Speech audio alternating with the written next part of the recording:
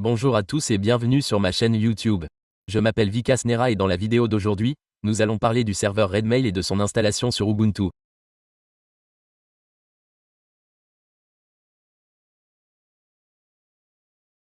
Mais d'abord, qu'est-ce que le serveur de messagerie IRM? Il s'agit d'un serveur de messagerie postfixe open source compatible avec des logiciels comme Roundcube et d'autres. Il inclut tous les protocoles standards tels que SMTP, POP3, IMAP et POP3. Vous pouvez l'utiliser pour recevoir des emails ou le configurer avec Outlook, Gmail ou ColdFusion en IMAP ou POP3 et envoyer des emails via SMTP.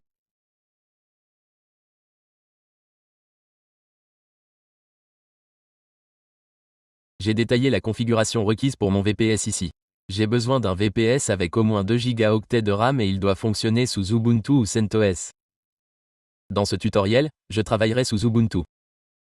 De plus, quel que soit le fournisseur de votre VPS, le port 25 doit être ouvert.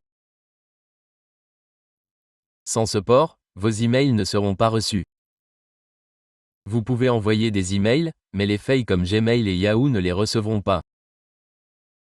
J'ai donc compilé une liste de fournisseurs qui maintiennent le port 25 ouvert par défaut. J'ai inclus des liens d'affiliation ici. Merci d'utiliser mes liens d'affiliation lors de votre inscription, car je toucherai une petite commission. Si vous n'êtes pas encore abonné à ma chaîne YouTube, n'hésitez pas à le faire. J'ai déjà présenté de nombreux serveurs de messagerie sur cette chaîne. J'ai mis les liens de ces vidéos ici. À l'avenir, je publierai de nombreuses autres vidéos sur les serveurs de messagerie. Je partagerai également d'autres vidéos sur le marketing par email. Alors, n'hésitez pas à vous abonner à ma chaîne YouTube. Dans cette vidéo, j'utiliserai un VPS de DigitalOcean. Que dois-je faire en premier? Je vais créer et cliquer sur Droplet. Comme je l'ai mentionné, j'utiliserai Ubuntu pour ce tutoriel. Je vais donc sélectionner Ubuntu ici. Ensuite, je choisirai cette machine à $10. Elle offre 2 Go de RAM.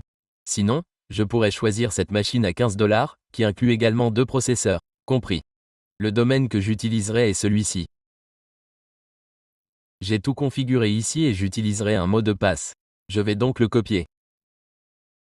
Je vais maintenant sélectionner Toronto comme emplacement. Très bien. Je vais maintenant saisir le mot de passe ici. OK. Je vais également saisir mon domaine ici. Ensuite, je vais créer 2 ou 3 droplets en cliquant sur le signe plus ici. 2 ou 3 droplets seront créés. Nous supprimerons les droplets sur liste noire et conserverons celui qui fonctionne correctement. J'ouvre MX Toolbox, accédez à la section Liste noire et sélectionnez Liste noire. Si nous avons 3 IP différentes, nous les vérifierons. Nous conserverons celle qui est correcte et supprimerons les autres.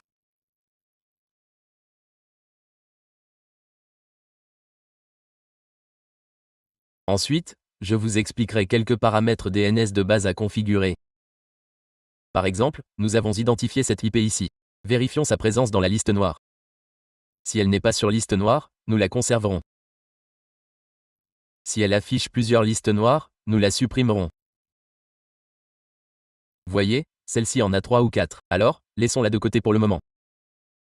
Copiez la deuxième adresse IP. Vérifiez celle-ci également. Est-elle sur liste noire?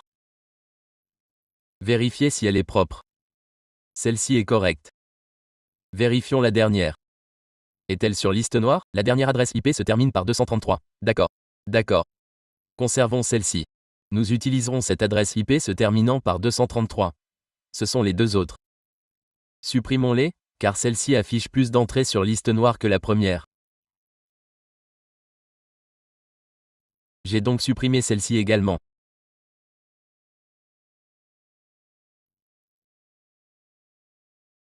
Voici l'adresse IP de mon serveur. J'ai donc l'adresse IP, le domaine, le mot de passe et l'utilisateur par défaut et route. Quelle est la prochaine étape? Vous devez mettre à jour certains paramètres DNS de base pour votre domaine. Je vais ici. Pour cela, je dois ajouter 2 enregistrements. Premièrement, par défaut, Le site web de votre domaine doit pointer vers votre adresse IP. Deuxièmement, tous les messages du domaine doivent également pointer vers votre adresse IP. Ensuite, vous pouvez également mettre à jour les enregistrements SPF et de marquage. Maintenant, vous n'avez pas grand-chose à faire pour ceci. Je configurerai l'enregistrement de marque en dernier. Cela se fera via une commande, nous nous en occuperons donc à la fin. Je vais d'abord configurer tous ces enregistrements DNS. Bon, je recharge un peu la page. Ouvrons également PuTTY ici. Je lance PuTTY et il s'ouvre ici. Je vais créer 2 enregistrements A ici. Je vais définir le TTL à 600. TTL signifie Time to Live. L'indexation sera donc rapide. Bon. Que devons-nous faire ici? Voici notre adresse IP. Nous devons la copier et la coller dans les 2 champs. Elle viendra en premier. Vous n'avez pas besoin de la saisir dans le 3e champ par défaut. Pour le 2e enregistrement, nous allons pointer le sous-domaine vers l'adresse IP du domaine principal. Quelle est l'étape suivante? Ensuite, nous devons créer un enregistrement MX. Voici ses détails. Et nous devons le configurer.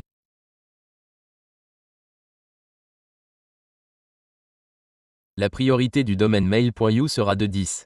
Saisissez ici, mail, et définissez la priorité sur 10. Ensuite, ajoutez 2 enregistrements TXT, un pour SPF et un pour de marque.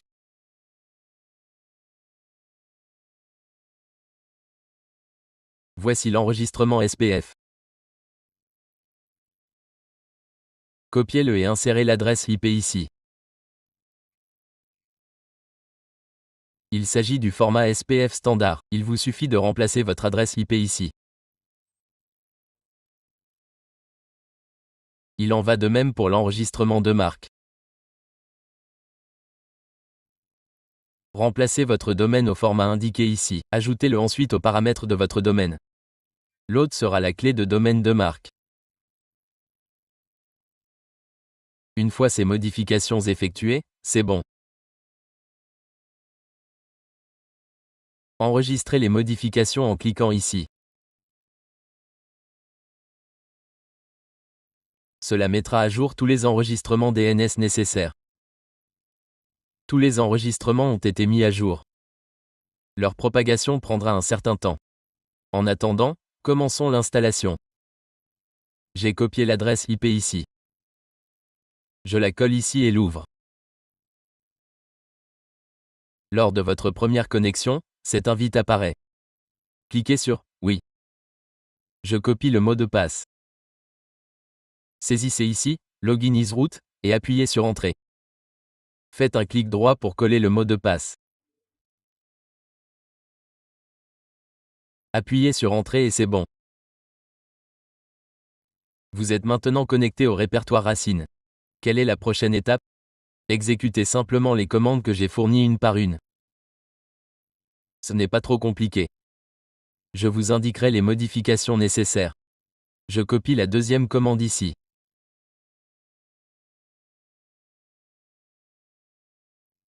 La première étape update pour garantir la mise à jour de tous les fichiers requis.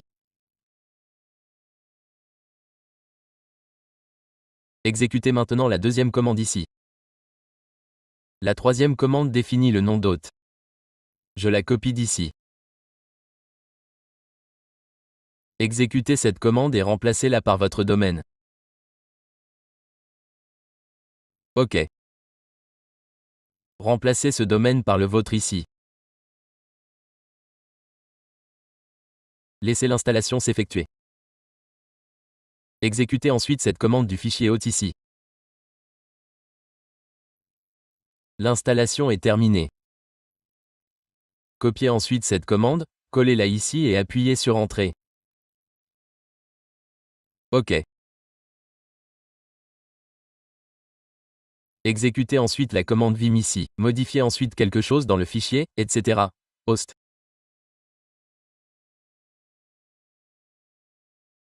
Vous devez y coller quelques lignes. Nous allons d'abord modifier cette ligne ici et actualiser le domaine ici. OK. Ensuite, utilisez 20 pour modifier le fichier dans, etc. Host. Très bien. Copions celui-ci et collons-le quelque part ici. OK. Je vais le déplacer ici. Très bien. Vous devez faire un clic droit ici. Où que vous placiez le curseur, appuyez d'abord sur A pour entrer en mode insertion. Compris. Après avoir appuyé sur A, ajoutez cette ligne ici. Très bien. Que faites-vous après avoir ajouté la ligne? Appuyez sur la touche échappe de votre clavier. Tapez ensuite un WQ et appuyez sur Entrée pour enregistrer et quitter. C'est comme ça que ça se passe ici. Quelle est la prochaine étape? Exécutez les commandes suivantes une par une. Coller et appuyez sur Entrée. Je vais copier celui-ci. Collez-le, puis exécutez cette commande.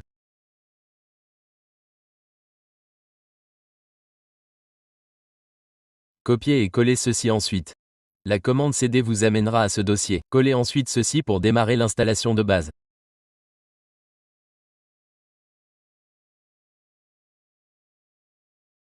Appuyez sur Entrée et collez-le. Après avoir exécuté cette commande, vous verrez quelque chose comme ça. Tapez I et appuyez sur Entrée. Très bien. J'ai affiché ici ce qui est demandé ensuite. Ne changez rien ici, appuyez simplement sur Entrée. Ensuite, il vous sera demandé quelle option sélectionner. Laissez la première option telle qu'elle. Regardez ici, 3 options apparaissent. Ouvrez l'AbiaDB. Alors, que devez-vous faire ici? Sélectionnez la première. Appuyez sur la barre d'espace pour la sélectionner. Une étoile apparaît ici. L'étoile apparaîtra. Appuyez ensuite sur Entrée. Très bien. Quelle est la prochaine étape après cela? Voyez cet exemple ici? Exemple 0. 1. Attendez une seconde. Je vais ouvrir mon propre exemple. Que devez-vous faire ici?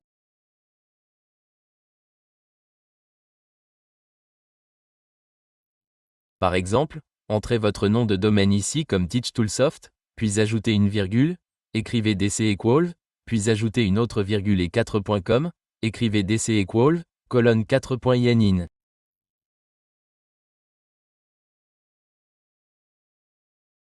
Écrivez DC equals in. Regardez ci-dessus. Un exemple est expliqué ici. Voyez comme est ajouté comme ceci. Appuyez ensuite sur Entrée. Ensuite, vous devez définir un mot de passe ici. Je vais saisir mon mot de passe ici. Comme le copier-coller pourrait ne pas fonctionner ici, je pense.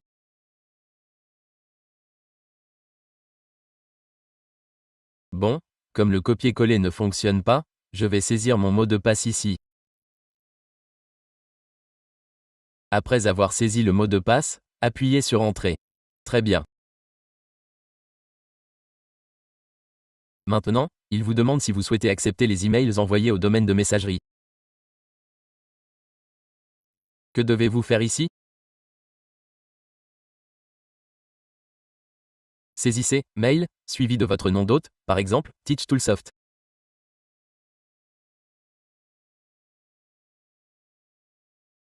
Définissez votre nom d'hôte sur « Mail » de Toolsoft.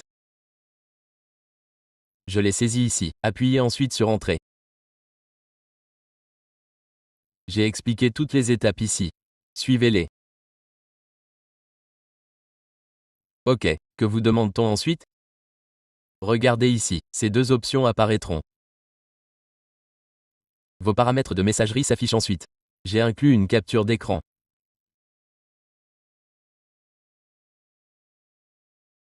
Une seconde. Voici quelque chose. OK. Je pense que je vais le saisir à nouveau ici. TeachToolsoft.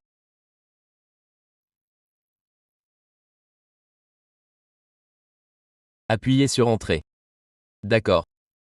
Il ne l'accepte pas. OK, OK.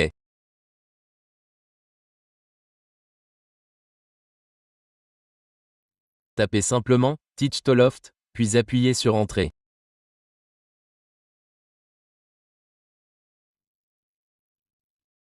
OK. Ensuite, vous devez saisir le mot de passe. Je vais le saisir. Vous devez le saisir ici. Maintenant, il vous demande si vous souhaitez installer Runcube ou Sogo. Vous devrez installer Runcube 2. Vous l'avez peut-être vu lorsque j'ai installé le serveur Mailco. Il était inclus. OK, je vais donc installer uniquement Runcube. J'appuie sur Entrée et je valide. On vous demande si vous voulez continuer. Oui. Tapez oui et appuyez sur Entrée. Voici les modifications que vous venez d'effectuer. Vous pouvez suivre les captures d'écran fournies ici. J'ai expliqué toutes les questions ici. Vous pouvez également voir dans la vidéo ou effectuer des modifications spécifiques. Regardez, j'ai sélectionné Runcube ici. Ensuite, regardez ici, vous avez répondu oui et appuyez sur Entrée. Vous verrez alors un message comme celui-ci. Très bien. Même après cela, 2 ou 3 questions supplémentaires apparaîtront. Vous obtiendrez alors une interface comme celle-ci, compris. Laissez l'installation s'effectuer. Après cela, faites ce qu'on vous demande. Une fois l'installation terminée, je poursuis la vidéo. Regardez ici. L'installation est terminée. Quelle est l'étape suivante? Tapez I et appuyez sur Entrée. On vous demande maintenant si le redémarrage est possible. Tapez I et appuyez sur Entrée. On vous demande de redémarrer votre système pour activer tous les services de messagerie.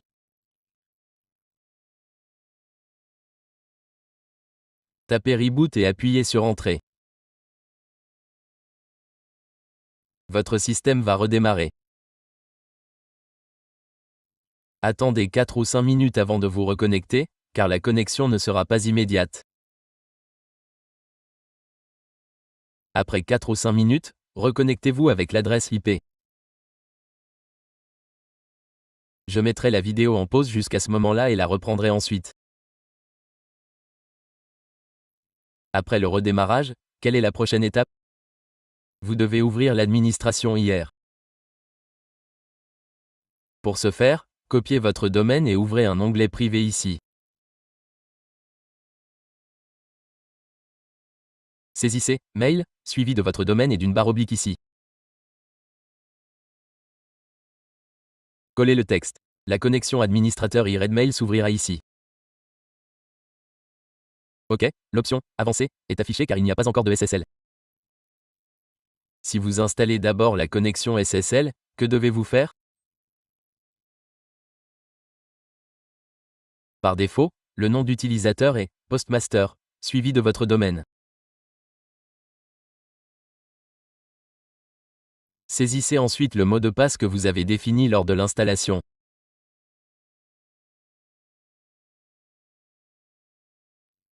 Utilisez « Postmaster @ », suivi de votre nom de domaine. OK. Un tableau de bord comme celui-ci apparaîtra. Vous devez y créer un utilisateur. Ce tableau de bord a donc chargé les domaines et les comptes. Vous verrez votre domaine déjà ajouté ici. Pour ajouter un nouveau domaine, cliquez sur « Ajouter un domaine ».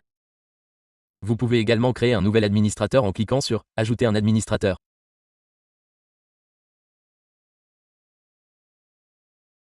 Je dois maintenant créer un utilisateur pour me connecter à Runcube ou à des outils similaires.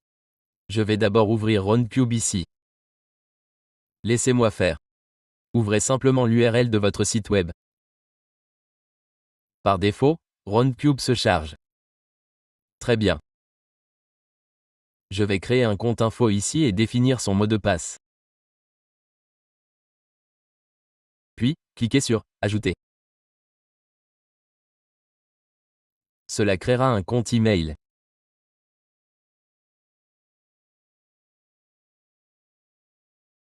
J'utiliserai donc info sur votre nom de domaine. Saisissez le mot de passe et cliquez sur « Connexion ».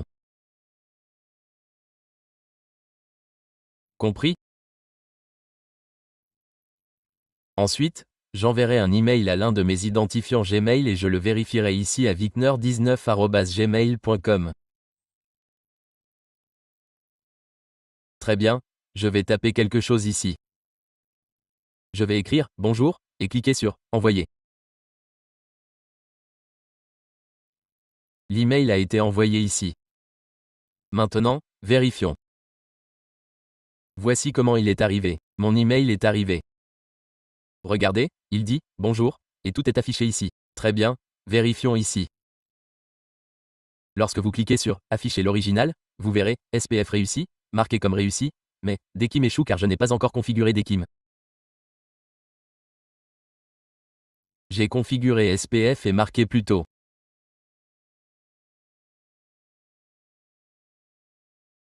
Vous pouvez utiliser les mêmes informations pour SMTPR ou un test SMTP dans GMASS. Que devez-vous faire? Saisissez le nom d'hôte. Je vais saisir le nom d'hôte ici. Mon nom d'hôte sera celui-ci. Le port sera 587. Très bien.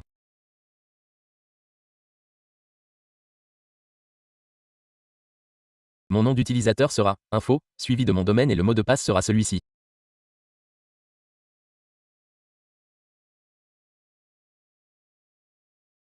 Pour l'adresse email de l'expéditeur, j'utiliserai également ceci. Je vais le saisir dans le champ A. Pour SSL, définissez-le sur TLS si disponible ou aucun. Je n'ai pas encore configuré SSL. Voilà. Très bien, je vais sélectionner tester la disponibilité en TLS et cliquer à nouveau dessus. L'envoi a réussi car TLS est disponible. Vérifions à nouveau ici. Vous voyez, un email est arrivé de Gmas. Il est dans la boîte de réception. Bien reçu. Voici le message de test. Quelle est la prochaine étape? Nous devons d'abord configurer Dekim. Allez ici, ouvrez PuTTY et exécutez une commande simple. Cela générera votre enregistrement Dekim. Ouvrons-le et cliquons sur « Oui ». Voici mon mot de passe. Copions-le. Connectez-vous en tant que route. Quel est le mot de passe? Collez-le et appuyez sur Entrée. Voici une commande simple. Copions-la. Laissez-le se connecter. D'accord. Copiez cette commande. Allez ici, collez-la et appuyez sur Entrée. Appuyez sur Entrée.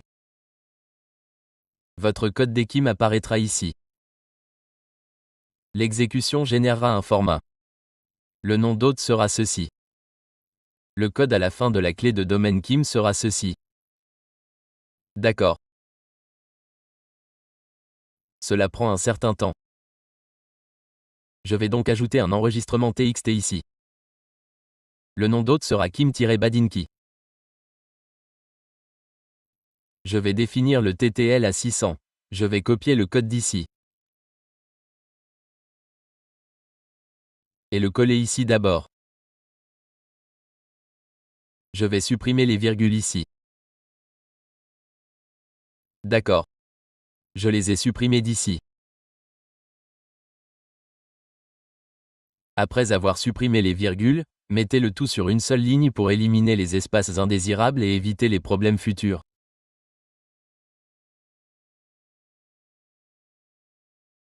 En cas de problème, ce n'est pas grave.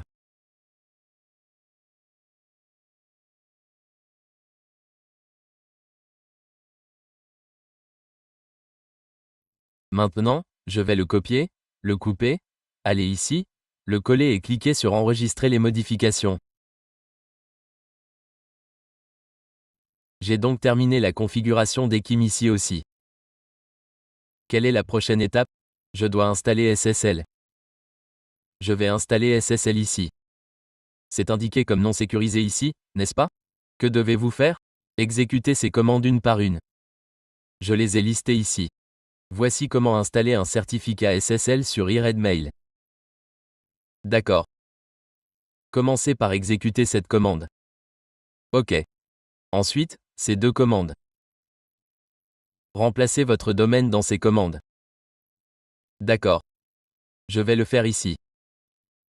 Commencez par remplacer mon domaine. Collez-le. Je vais le copier. Laissez l'installation s'effectuer.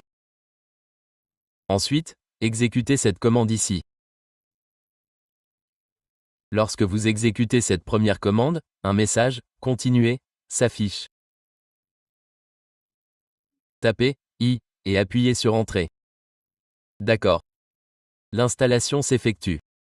Ensuite, exécutez ces deux commandes. Je vais les copier, car je dois remplacer mon domaine ici. Compris. Je l'ai copié ici. Maintenant, exécutez cette commande ici.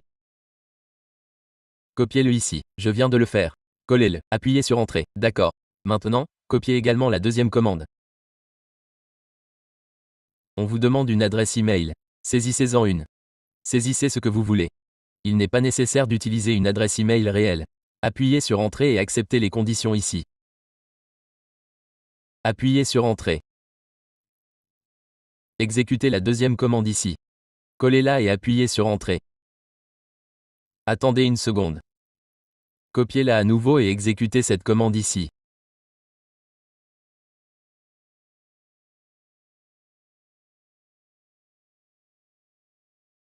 Saisissez l'adresse email ici.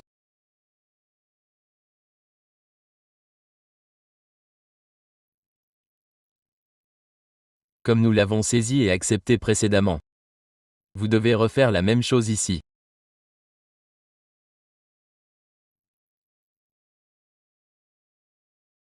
Saisissez l'adresse email.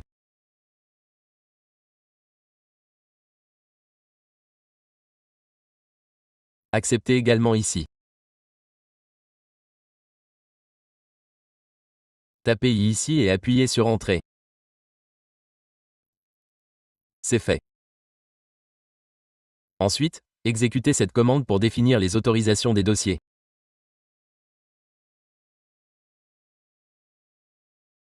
Ensuite, copiez cette commande, puis celle-ci.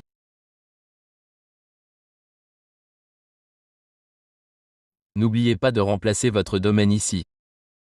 Je l'ai déjà fait ici. J'ai également saisi mon domaine ici. Je vais les copier une par une. Collez-les ici.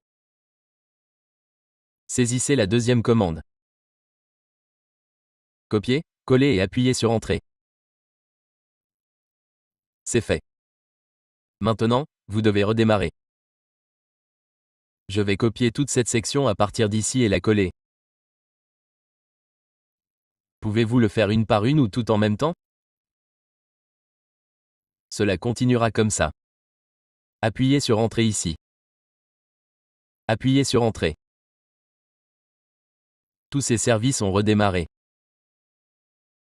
Après cela, le certificat SSL devrait se renouveler automatiquement à chaque fois. Exécutez cette commande cronab pour vous en assurer.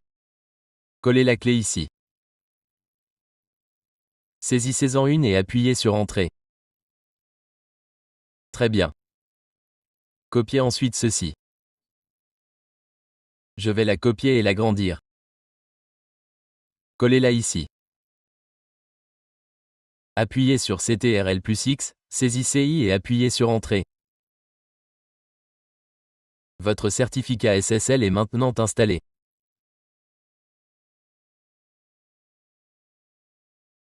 Vous pouvez le vérifier ici ou dans un nouvel onglet. Il se peut qu'il ne s'affiche pas immédiatement. Je vais donc ouvrir un onglet privé pour vérifier. Il pourrait y avoir un problème de cookie ou autre. Il n'apparaît pas encore. Je vais le vérifier ici. Bien, regardez, la connexion est sécurisée. Notre connexion est sécurisée maintenant. Quelle est la prochaine étape? Nous pouvons vérifier notre score sur mail testé pour voir comment nous nous en sortons. Puisque nous avons configuré SMTP et installé SSL, testons-le ici. Je l'ai copié et collé dans la page TLS. Cliquez sur Sécurité et liste des tâches. L'email a déjà été envoyé. Nous pouvons consulter le score ici pour voir ce que nous obtenons. Depuis que SPF et marque ont été configurés, nous avons confirmé leur bon fonctionnement. Quel est le score après cela? Quel est le score total ici? Voyons voir. Très bien, notre score est de 10 sur 10. Je vais également afficher le solde de l'application de messagerie ici. J'ai créé des informations sur Teach Toolsoft et tous nos paramètres de marquage sont respectés. L'authentification a également été effectuée. La signature d'Ekim est valide. Nous avons donc obtenu un score de 10 sur 10, ce qui est excellent. Vous pouvez maintenant démarrer le serveur et envoyer des emails en masse depuis ici. Compris? Vous pouvez également envoyer des emails via n'importe quel logiciel ou assistant de messagerie en saisissant ces informations. Toutes les commandes et tous les détails sont disponibles ici. J'ai publié 2 articles sur mon site web, l'un sur l'installation de SSL et l'autre sur l'installation de Redmail. Si vous n'êtes pas encore abonné à ma chaîne YouTube, abonnez-vous. Je publierai de nombreuses autres vidéos de mail marketing prochainement. Merci d'avoir regardé la vidéo.